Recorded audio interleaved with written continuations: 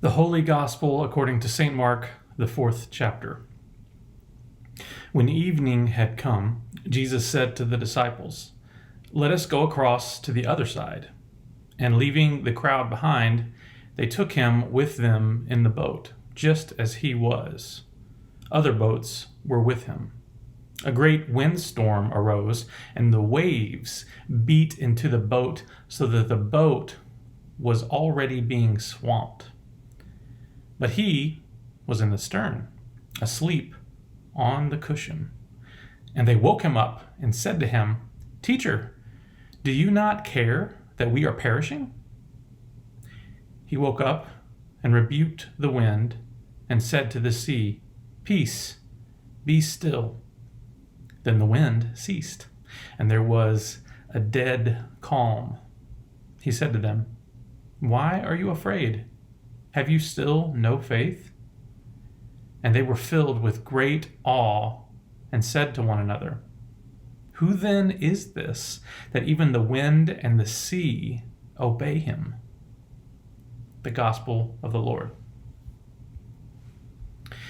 This story about Jesus and the disciples traveling by boat over the water has some undercurrents, mainly coming from the water.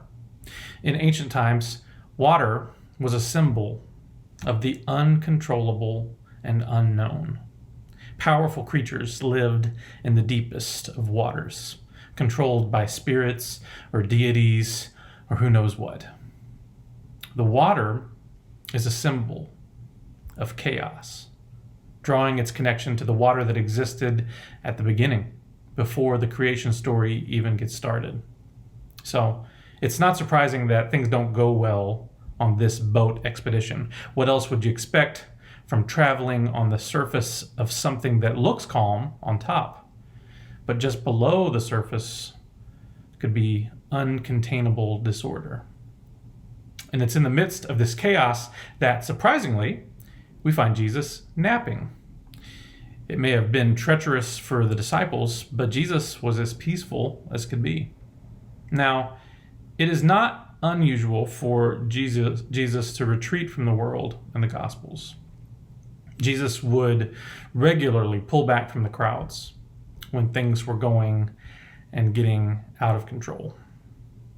Maybe this is another example of Jesus' withdrawal from the world when it is overwhelming.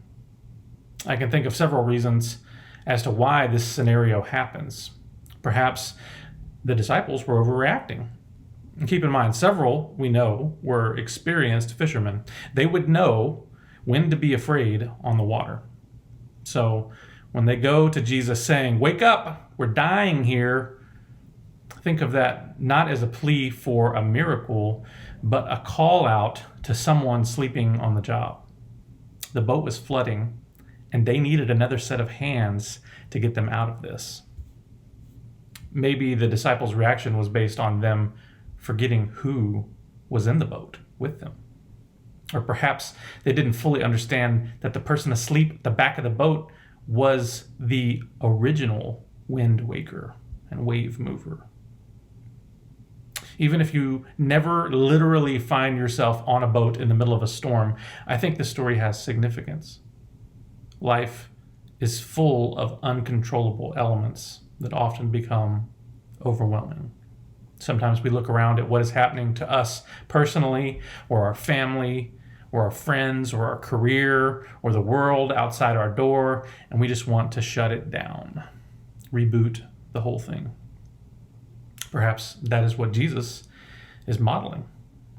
Just ignore it. Jesus was asleep for either one of two reasons. Either the storm wasn't as big and terrifying as the disciples made it out to be, or Jesus' trust and faith in God is so unwavering that it didn't bother him. I guess a third option is that Jesus was really, really sleepy. If that storm wasn't as big a deal as the disciples made it out to be, then maybe that's true for everything in life. Maybe half the stuff that terrifies you and rocks the boat of your life isn't worth despairing over. Don't let it get to you. Might be good advice that Jesus is offering you today. However, I'm also aware that there are many circumstances and people in life that we are not supposed to ignore. Jesus does call us to notice, especially if ignoring it harms our neighbors. So ignoring it can't be the solution for everything. And that leaves us with Jesus sleeping as a sign of an unwavering trust that God was in control and going to work everything out no matter what, even when it looks like all signs point to death. Jesus never said, "Come and follow me, and I will never let a storm wreck your life." He didn't say that. There's no guarantee from God that your life will be free from hardship. Taking up the cross of suffering is part of the deal. But it is through the suffering that we are set free, liberated, to find true joy. Now, this might sound trite, but it could be a reminder you need. Don't let the trials of life steal your joy. Nothing should take away the deep contentment that Jesus is always giving you access to. We live in a world of FOMO, that stands for fear of missing out. We desperately try to stay connected to everyone we know and everything we care about at all times and in all places. I'm not sure we were made to do that. I'm not sure our brains were wired to be that connected and concerned about everything at all times. One of the Instagram accounts I discovered this week is called The Nap Ministry. It's an account curated by a Black woman in Atlanta named Trisha Hersey. And it's her exploration of the liberating power of naps. Her description says, "We believe rest is a form of resistance and reparations." There was one post in particular that caught my eye. It says, "Stop saying rest is a luxury or a privilege. It is not. It's a human right. The more we think of rest as a luxury, the more we buy into these systemic lies. I will never donate my body to capitalism. I will never donate my body to white supremacy. Let us remember, rest as reparations and rest as a form of resistance. This work is about uplifting. Rest can help us get there. It gives us the space to embody and live in divinity." Maybe Jesus' napping through the storm is a sign of his unwavering trust in God, but could it also be a model of something much more practical and physical? Many people work in careers and jobs that are toxic and unhealthy. There are professions that are a constant hustle, where fake it till you make it is the culture. Work for you might include unreasonable deadlines, unexpected demands, training on the fly, pushing you to log more hours, forego your vacations, and prove your worth to the organization through self-sacrifice. You might feel like your job is taking advantage of you, or treats you in an unethical way, or disregards your safety. If any of that sounds familiar to your experiences, Jesus offers you this suggestion. Take a nap.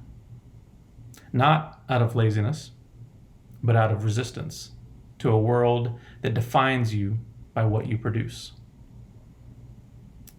Life is short and fragile, and you're going to encounter things that will threaten to sink your ship.